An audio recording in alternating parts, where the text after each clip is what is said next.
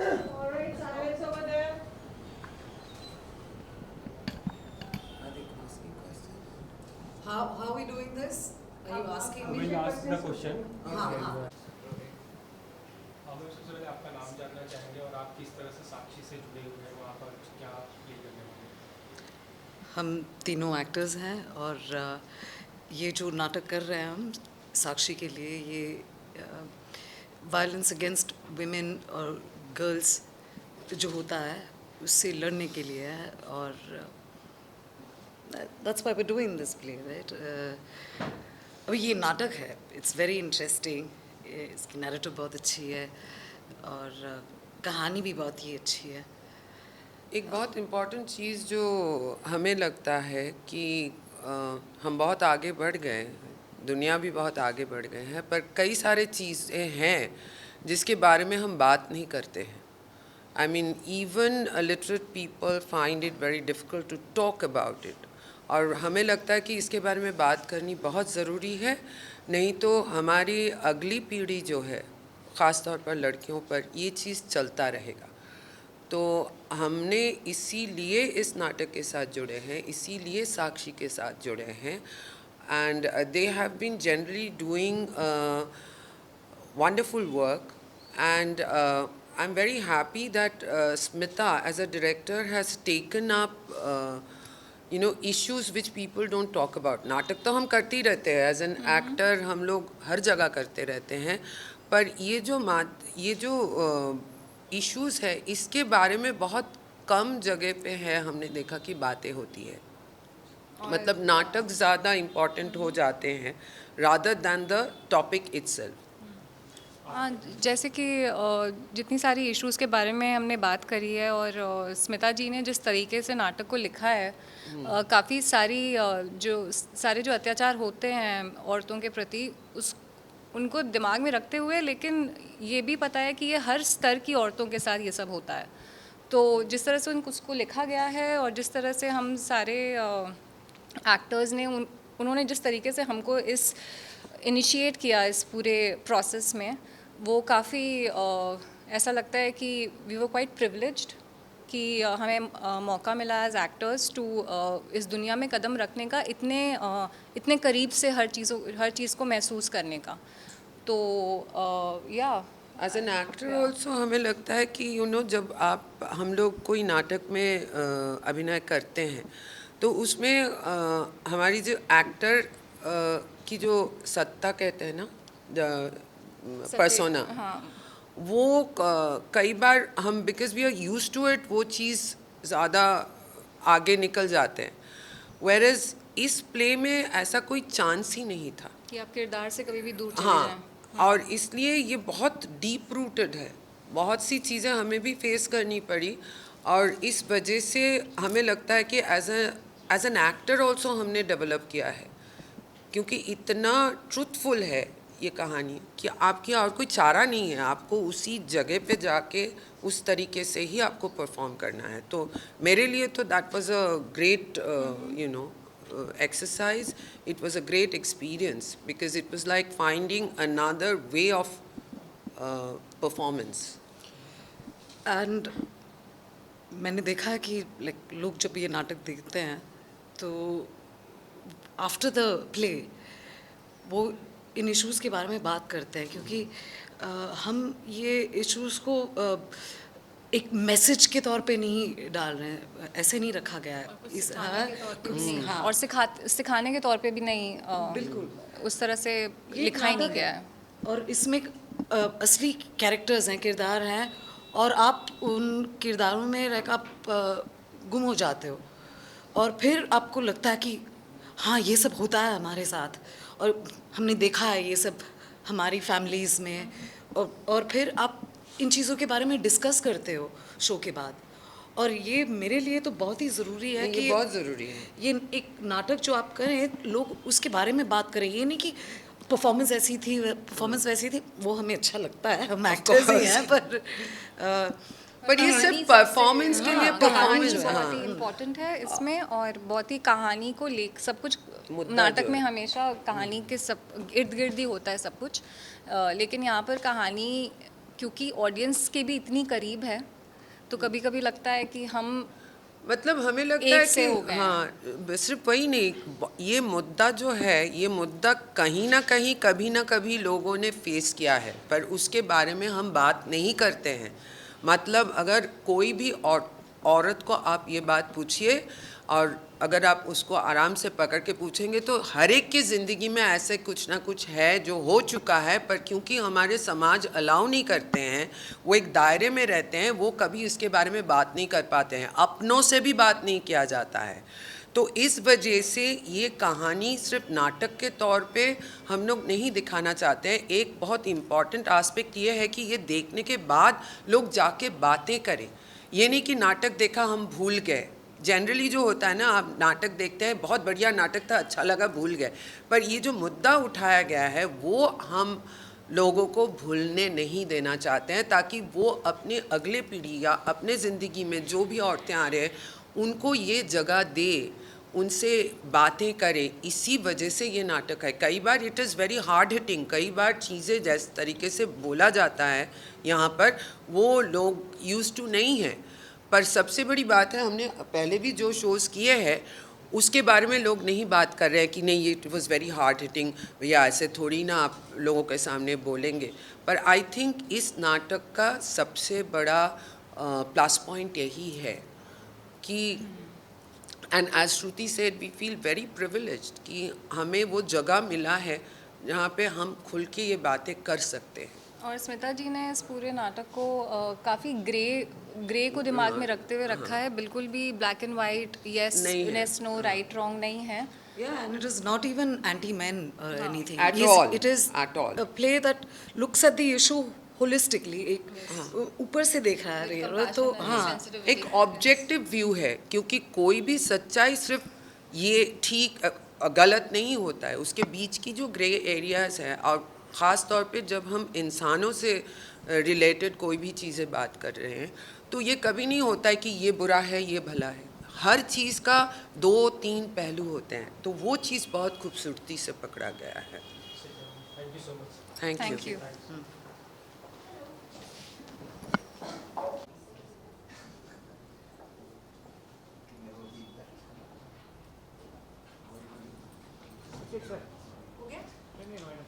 अभिषेक जी, या थोड़ा सा उसके बारे में विजुअल ले रहे हैं।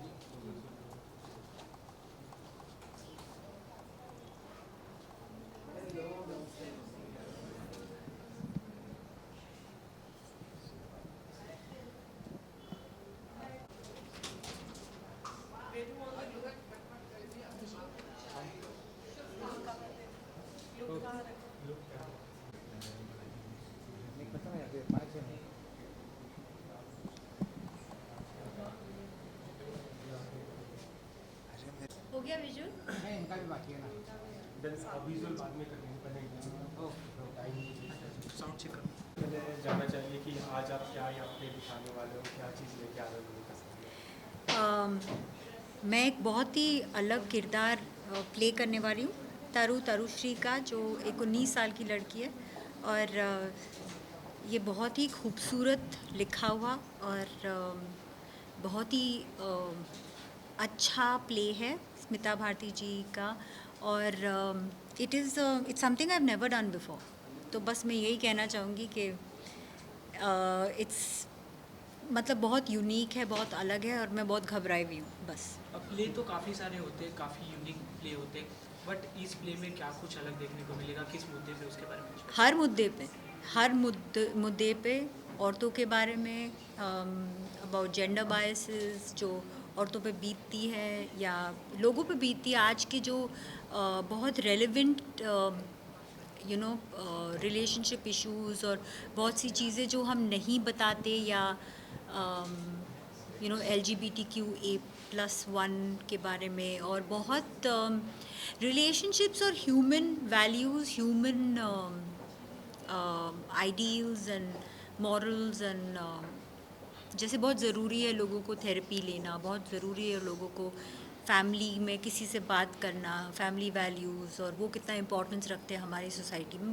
बहुत कुछ है, मतलब इट्स वेरी एंटवाइंड। तो कोई भी प्रोजेक्ट या कोई भी आर्ट दिखाने से पहले उसके पीछे कोई थॉट प्रोसेस होता है कि लोग क्या देखना चाहते हैं, तो आप लोगों के प्ले के पीछे क्या थॉट प्रोसेस था? हमारे प्ले के पीछे सिर्फ स्मिता भारती जी है और कोई नहीं, जो डायरेक्टर है। मतलब आपसे जानना चाहेंगे कि आप क्या मेरा नाम तरनजीत। जी। हाँ। तो आप बताइए कि आज क्या आप लेके आने वाले, आपका क्या स्पेशल? पहली बात तो जो पूरा प्ले है वो बहुत एक इम्पॉर्टेंट सब्जेक्ट पे है, जिसमें जहाँ पे चाइल्ड अब्यूज़ से लेके सेक्सुअल अब्यूज़ और जो रिलेशनशिप्स में घर में कॉन्फ्लिक्ट होते हैं, कैसे हम उन चीज़ों को दबाते हैं, उन चीज़ों के बारे में बात नहीं करते, आपस में एड्रेस नहीं करते, और वो कॉन्फ्लिक्ट और वो स्ट्रेस बढ़ता ही चला जाता है। और बहुत ज़रूरी है कि हम इन मुद्दों के बारे में बात करें।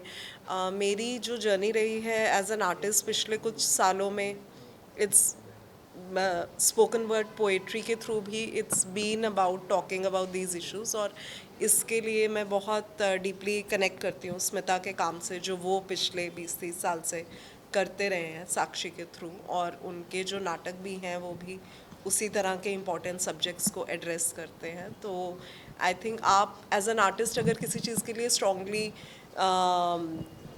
किसी चीज़ को महसूस करेंगे, बिलीव करेंगे, तभी आप पूरी ऑनेस्टी से उसको स्टेज पे निभा पाएंगे। ट्रू।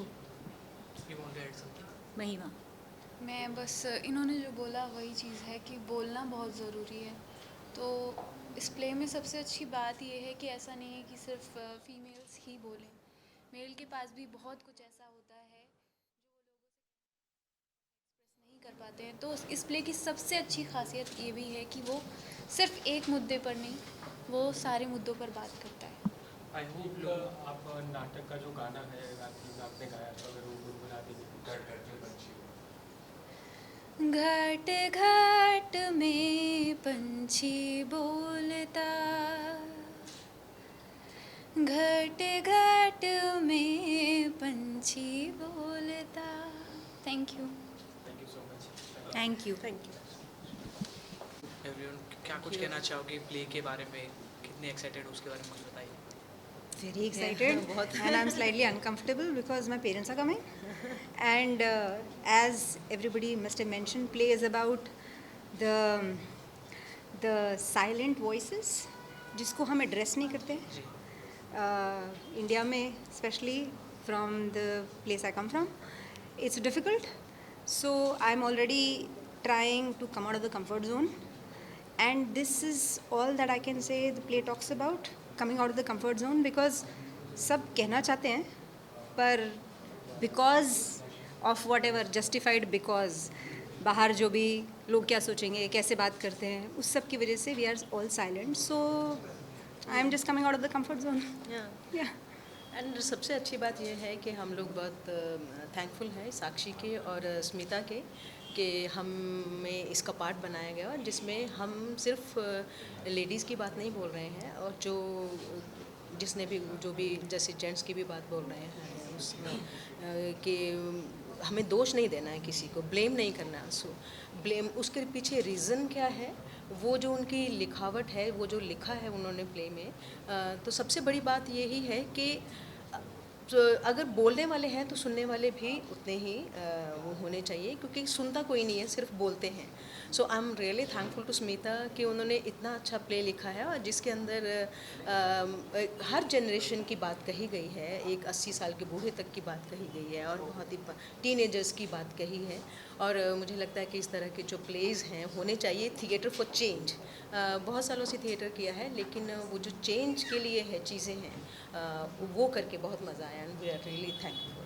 Thank you. बस यही कहूँगा कि एक तो नाटक जो है जो लिखा गया है और जो परफॉर्म होने वाला है, पर मैं ज़्यादा उसमें इंटरेस्टेड हूँ जो नाटक लोगों के दिमाग में चलेगा, जो मेमोरीज़, जो सवाल, जो एक्सपीरियंसेस हम सोसाइटी में, इंग्लिश में टर्म है to brush them down the carpet, वो जो करते हैं वो ना होके जो कॉन्वर्सेशन शुरू हो या दिमाग के अंदर जो जद्दोजहद शुरू हो, उसके लिए मैं बहुत इंटरेस्टेड हूँ। और ऑब्वियसली नर्वस हूँ, एक भी डायलॉग नहीं है और गाना है सुर में, तो इनके सपोर्ट से basking in the reflected glories kind of.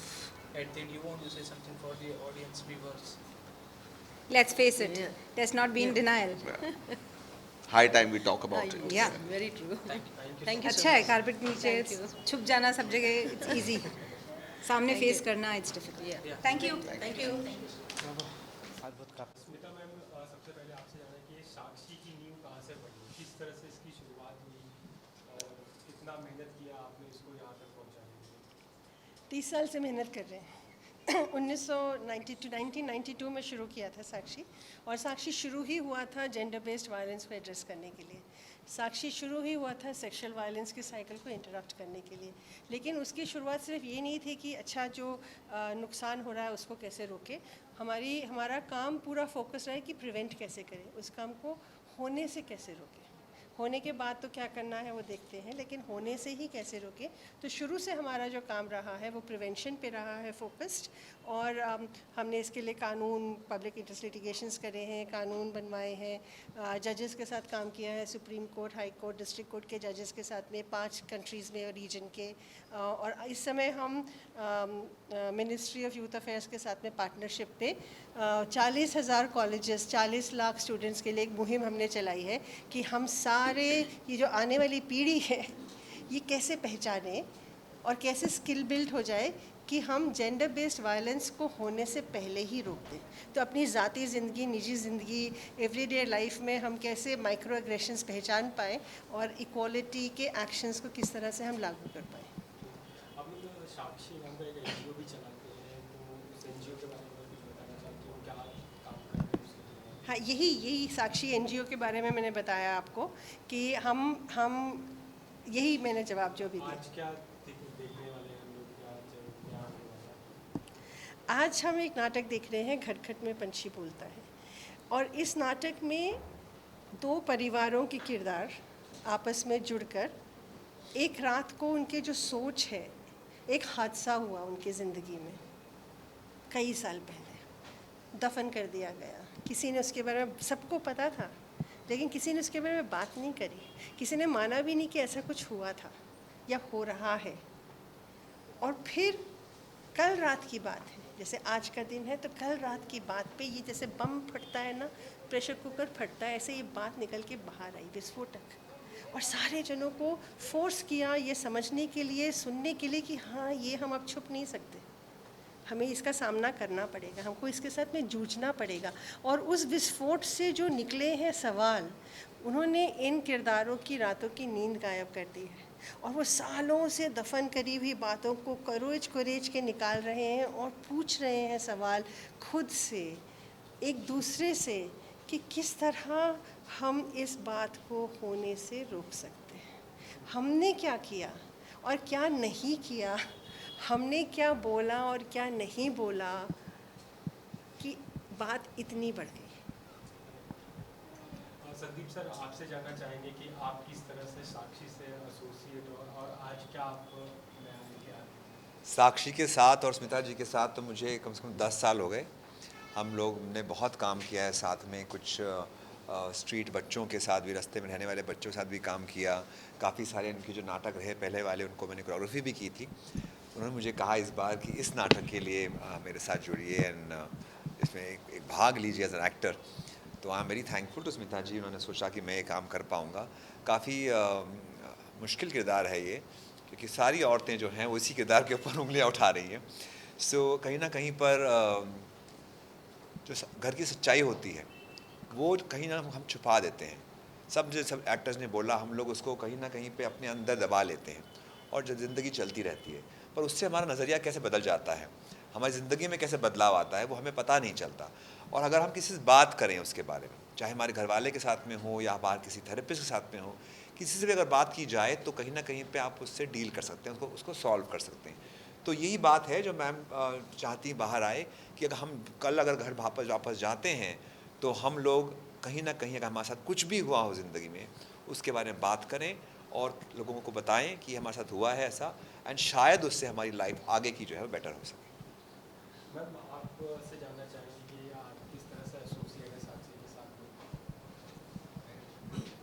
Gender equality पे साक्षी काम करती है, काफ़ी सालों से काम करती है। जब मैंने ये सुना तो अच्छा लगा, तो मेरे को जुड़ने का, मेरी दोस्त है ये, तो इससे मैं जुड़ गई ये काम में।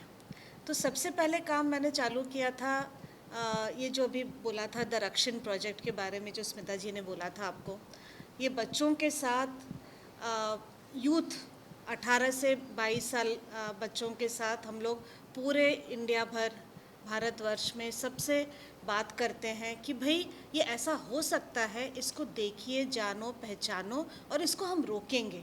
ये नहीं कि होने के बाद इसका क्या करेंगे, कानून है क्या, नहीं है क्या। कानून तो है अपनी जगह, पर कानून तक पहुंचते पहुंचते बहुत टाइम हो जाता है, बहुत लोगों की ज़िंदगी बर्बाद हो जाती है तब तक। तो उससे पहले हम कैसे इसे रोकें, इसके बारे में हम काम करेंगे। तो इसके लिए हम साक्षी के साथ जुड़ गए, बहुत सारे कॉलेजेस में बात करते हैं इसके बारे में। और अभी पिछले 1 साल से हम लोग ये काम जेंडर इक्वालिटी के ऊपर टी स्टेट्स में काम कर रहे हैं। ये एक WSAF प्रोग्राम है जो हम दार्जिलिंग में कर रहे हैं और अभी साउथ में करने वाले हैं ये साल से। तो यहाँ पे हम टी स्टेट के सब पूरे मैनेजर्स से लेके स्टाफ और जो वर्कर्स प्लकर्स हैं उन लोगों के साथ, यूथ के साथ, कम्युनिटी के साथ, सबके साथ यही बात हम फैलाते हैं, अलग अलग माध्यम से बात करके, उनको छोटे छोटे प्लेस दिखा के, उनसे नाटक करवा के, खेल में यही बात हम उनको समझाते हैं। इसमें तो मैं एक इससे थोड़ा हट के पूछना चाहता हूँ कि जैसे कि जेंडर इक्वालिटी और डोमेस्टिक वायलेंस की चीज़ें आप लोग काम कर रहे हैं।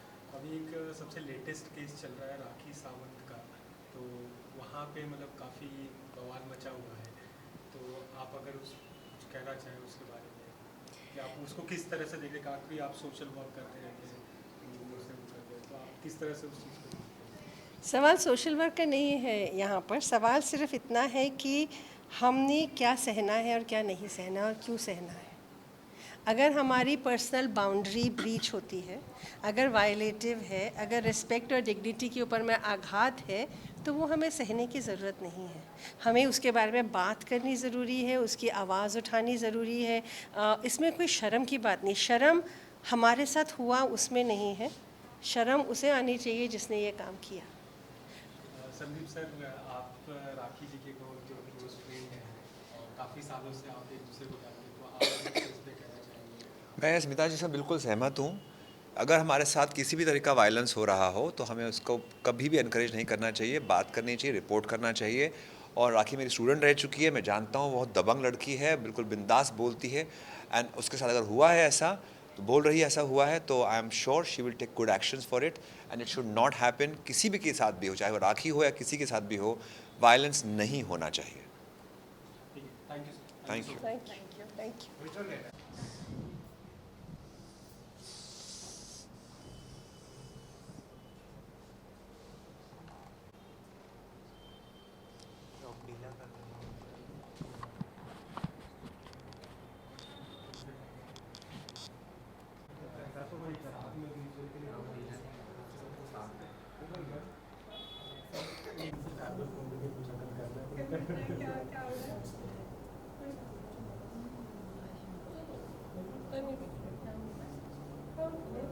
Thank you.